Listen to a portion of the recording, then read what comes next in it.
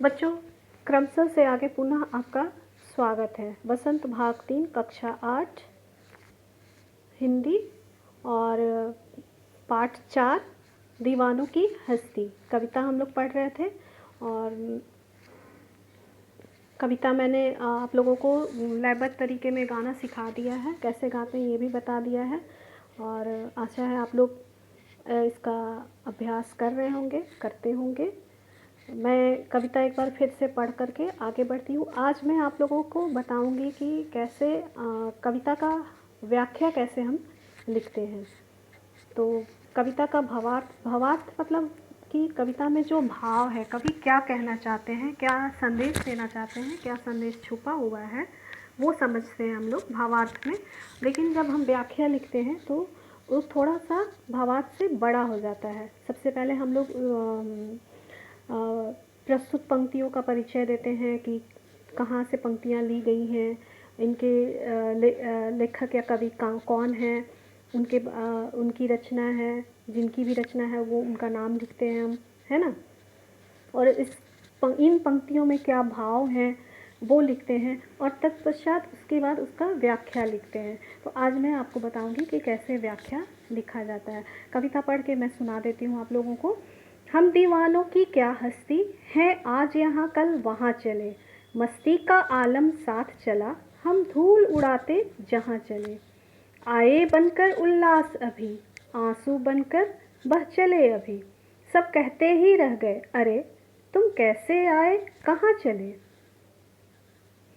किस ओर चले यह मत पूछो, चलना है बस इसलिए चले, जग से उसका कुछ लिए चले, जग को अपना कुछ दिए चले, दो बात कही दो बात सुनी, कुछ हंसे और फिर कुछ रोए, छक्कर सुख दुख के घूंटों को हम एक भाव में पिए चले, हम भिखमंगों की दुनिया में स्वच्छंद लुटाकर प्यार चले, हम एक निशानी सी उर पर ले असफलता का भार चले, अब अपना और पराया क्या, आबाद रहे रुकने वाले, हम स्वयं बंधे थे और स्वयं हम अपने बंधन तोड़ चले। कवि हैं भगवती चरण वर्मा।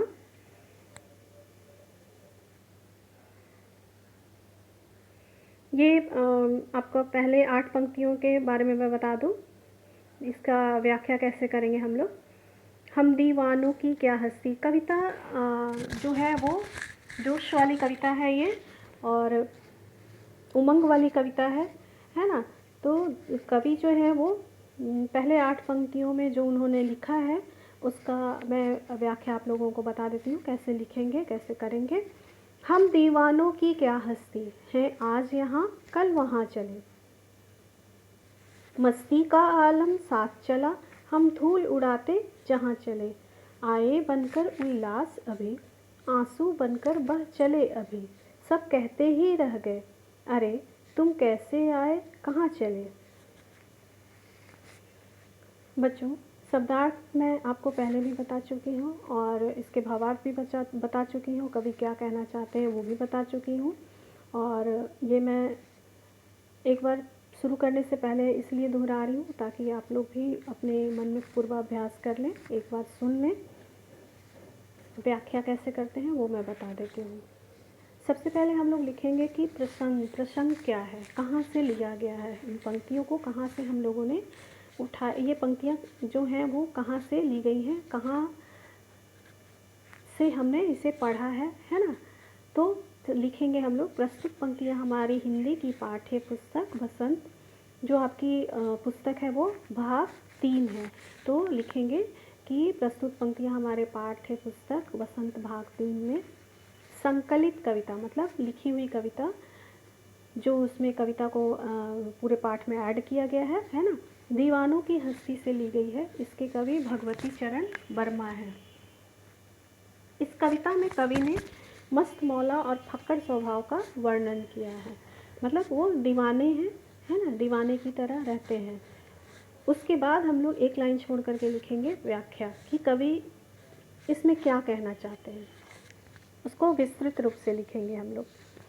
इसमें कवि कहते हैं कि उनका स्वभाव मस्त मौला है, वह एक स्थान पर टिके नहीं रहते, वे जहाँ भी जाते हैं चारों तरफ खुशियाँ फैल जाती है।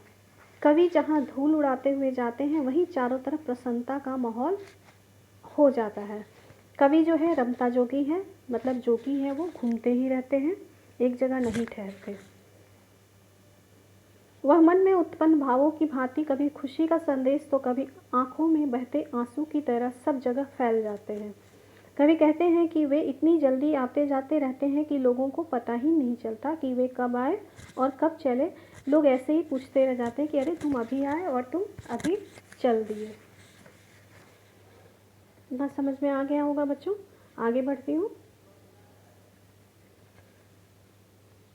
कवि आगे कहते हैं, किस ओर चले यह मत पूछो, चलना है बस इसलिए चले, जग से उसका कुछ लिए चले, जग को अपना कुछ दिए चले।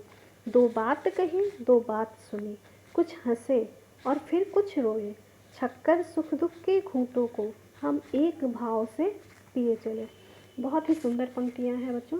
किस ओर चले, कवि जो है वो कह रहे हैं कि हम कहाँ जा रहे हैं ये हमें भी नहीं पता, ये हमसे मत पूछो, चलना है बस इसलिए हम चलते रहते हैं। जग से बहुत कुछ सीख रहे हैं, दुनिया से, और जग को भी बहुत कुछ दे रहे हैं। दो बातें जग से सुनते हैं और दो बातें उनके कुछ दुखों को समेटते हैं और कुछ खुशियाँ फैलाते हैं, है ना। कुछ लोगों को हंसा देते हैं। छक्कर सुख दुखों को, मतलब सुख आए तो उसको भरपूर जिए और दुख को भी खूब बांटे, है ना।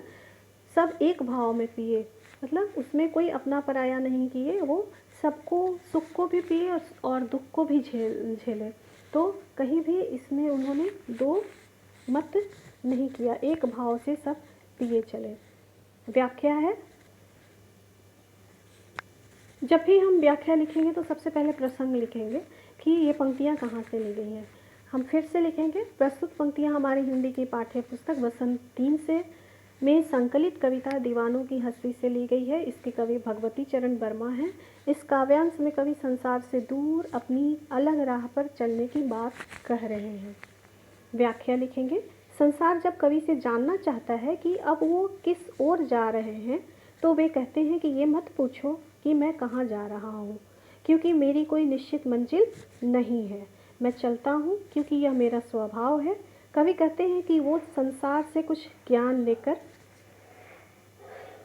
और कुछ अपने पास से देकर जा रहे हैं। कवि का स्वभाव चलने का है, परंतु वह जहाँ रुकते हैं वहाँ लोगों से प्रेम भरी बातें करते हैं तथा उनकी बातें सुनते हैं और उनसे अपना तथा उनका सुख दुख बांटते हैं तथा सुख दुख रूपी अमृत का घूंट पीकर वह फिर नए सफ़र पर चल देते हैं। आगे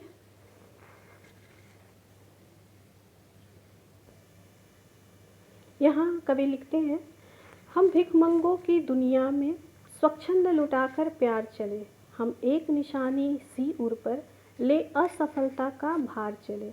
अब अपना और पराया क्या, आबाद रहे रुकने वाले, हम स्वयं बंधे थे और स्वयं हम अपने बंधन तोड़ चले।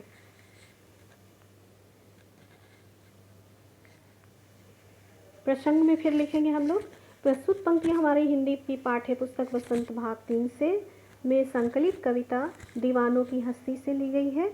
इसके कवि भगवती चरण वर्मा हैं। इस काव्यांश में कवि प्यार की दौलत से हिन संसार को भिखारी कहते हैं और फक्कड़ होते हुए भी वे संसार पर अपना प्यार लुटाते हैं। व्याख्या करेंगे हम लोग।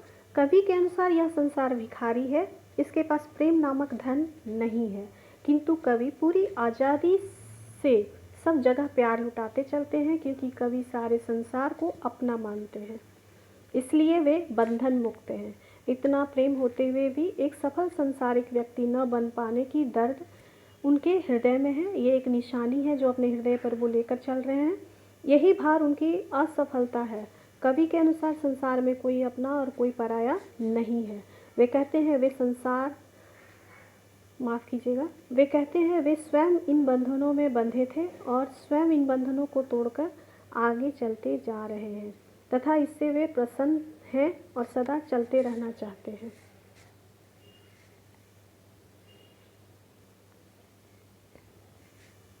आज के लिए इतना ही। और मैं आशा करती हूँ कि आप समझ गए होंगे। इसे अपनी नोटबुक में लिख लें। इसे मैं स्नैप होमवर्क पर भी भेज रही हूँ लिखकर। उससे देखकर लिखने में आपको आसानी होगी। और आज के लिए इतना ही। आपका दिन शुभ हो। फिर मिलेंगे। Take care. बाय।